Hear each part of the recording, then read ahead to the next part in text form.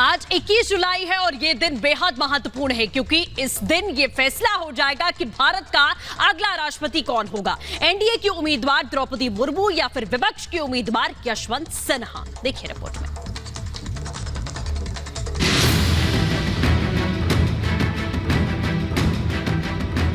कौन जीतेगा रायसीना की रेस?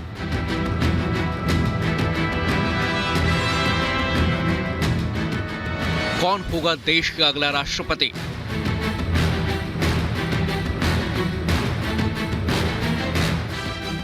द्रौपदी मुर्मू बनेंगी महामहिम। भारत का अगला राष्ट्रपति कौन होगा?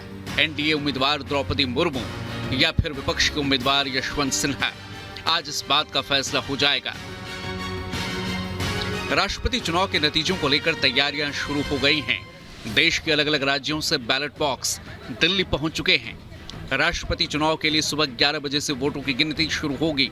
इसके बाद नतीजा सबके सामने होगा। चुनाव के लिए करीब 99% मतदान हुआ है। इस बीच आरोप प्रत्यारोप की बौछारें भी खूब हुई।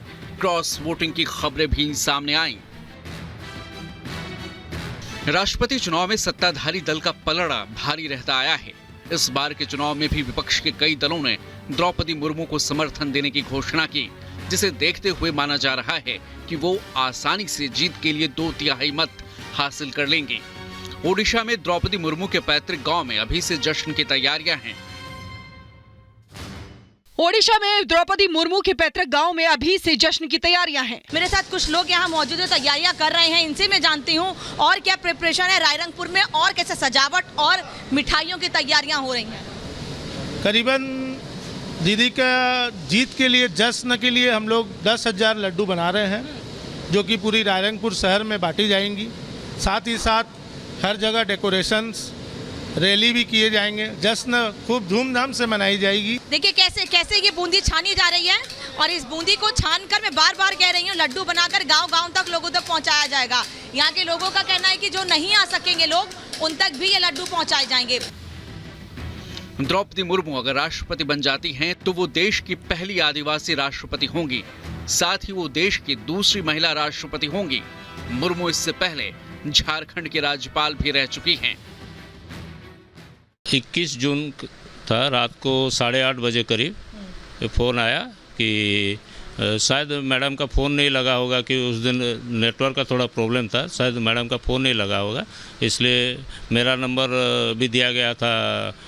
मतलब जब वो गवर्नर थी तब मैं उनका पीए था, तो मेरा नंबर भी था वहाँ, तो इसलिए फ़ोन आया कि बोले मैडम से बात करना है, बात कराइए।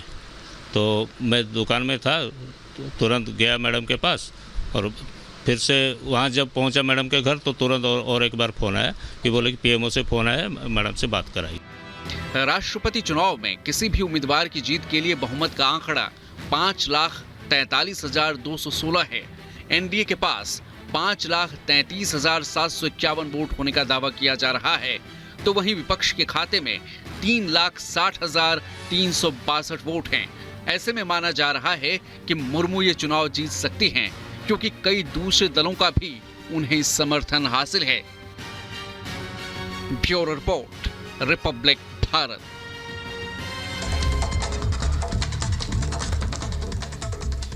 अठारह जुलाई को जिस तरीके से राष्ट्रपति के लिए चुनाव हुआ, उसमें सीधे तौर पर विपक्ष की दरार को एक बार फिर से खोलकर सामने रख दिया और यह दिखा दिया कि विपक्षी एकता महज एक भ्रम है, इसके अलावा और कुछ नहीं है। हालांकि एनडीए की उम्मीदवार द्रौपदी मुर्मू का जीतना यहां पर तय माना जा रहा है, लेकिन जिस तरीके से विपक्ष इस बार राष्ट्रपति चुनाव में शामिल हुआ है, उसके बाद यह सवाल उठना लाजमी हो जाता है कि क्या आने वाले 2024 के आम चुनावों में विपक्षी एकता इसी तरीके से देखने को मिलेगी और इसी तरीके से नरेंद्र मोदी का वो सामना करेंगे। देखिए रिपोर्ट में।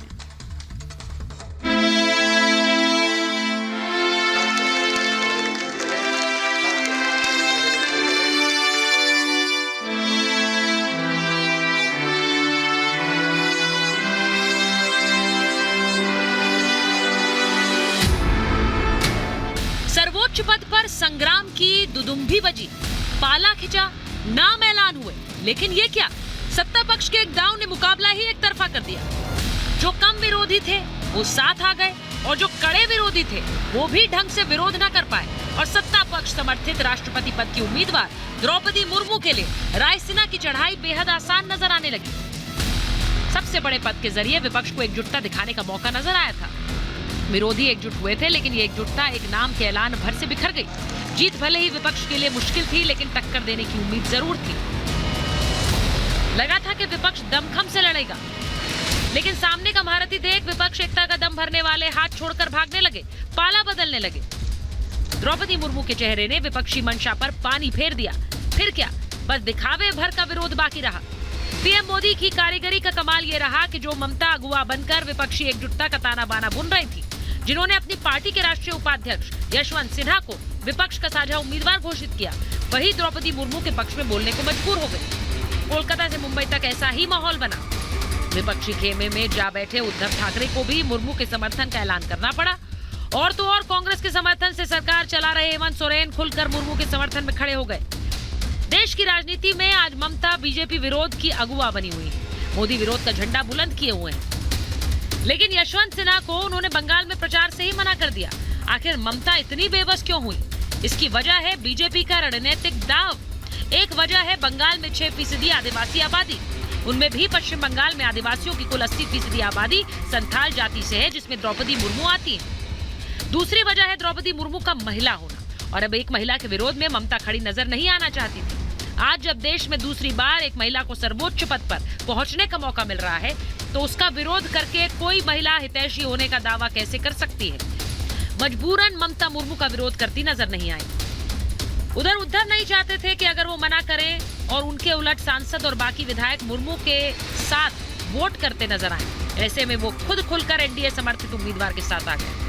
अगर शिवसेना न टूटी होती तो जरूर उद्धव विरोधियों के खेमे में ही खड़े होते, लेकिन अब उद्धव से न उगलते बना न निगलते और समर्थन कर ही दिया।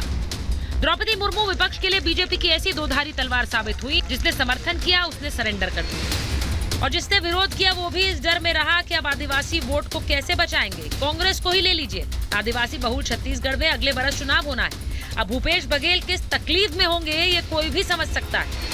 यही वजह रही कि झारखंड में हेमंत सोरेन बिना किंतु परंतु मुर्मू के समर्थन में आ गए। छत्तीसगढ़, झारखंड के अलावा त्रिपुरा और ओडिशा भी आदिवासी बहुल है। त्रिपुरा में बीजेपी की सरकार है, जबकि ओडिशा में पटनायक ने भी खुलकर मुर्मू का समर्थन किया।